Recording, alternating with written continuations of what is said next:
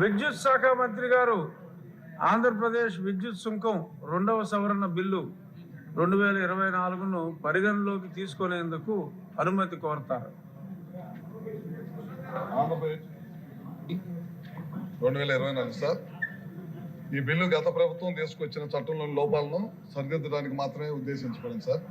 ఈ సవరణ వల్ల వినియోగదారులపై కొత్తగా అదనంగా ఎల్సీ డ్యూటీ పెంచడం లేదని మీ ద్వారా సభకు తెలియజేస్తున్నాం. అలానే ప్రజలందరికీ కూడా స్పష్టం చేస్తున్నాము. స్పీకర్ సార్, 2021 సంవత్సరంలో గత ప్రభుత్వం అసెంబ్లీలో ఆంధ్రప్రదేశ్ ఎల్సిడి డ్యూటీ అమెండ్మెంట్ యాక్ట్ 2020ని ఆమోదించి 26/8/2021 గజెట్ నోటిఫికేషన్ విడుదల చేసింది.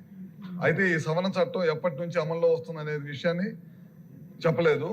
అయినప్పటికీ గత ప్రభుత్వం దీన్ని అమలు చేసి ఎలక్ట్రిసిటీ డ్యూటీని విధించింది.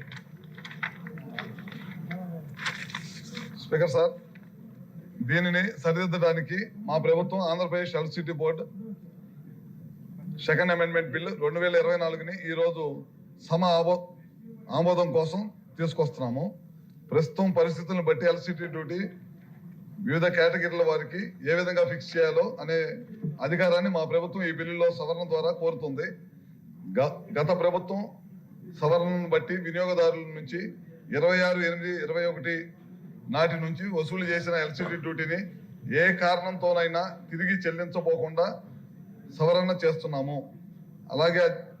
అలాగే దీనితో పాటు భవిష్యత్తులో ఎలక్ట్రిసిటీ డ్యూటీ విషయంలో మార్పులు చేసే అధికారం ప్రభుత్వానికి ఉండేలా వెసులుబాటు కల్పిస్తూ ఈ సవరణ బిల్లులో అవకాశం కల్పించబడింది. దీనిని మీ ద్వారా సభ ఆమోదం కోరుతున్నాను. Sir, I beg to move that the Andhra Pradesh Electricity Second Amendment Bill 2024 be taken into consideration. మంత్రి గారి ప్రతిపాదన సభ సమక్షంలో ఉంది. బిల్లుపై సభ్యులు చర్చ ప్రారంభిద్దాం.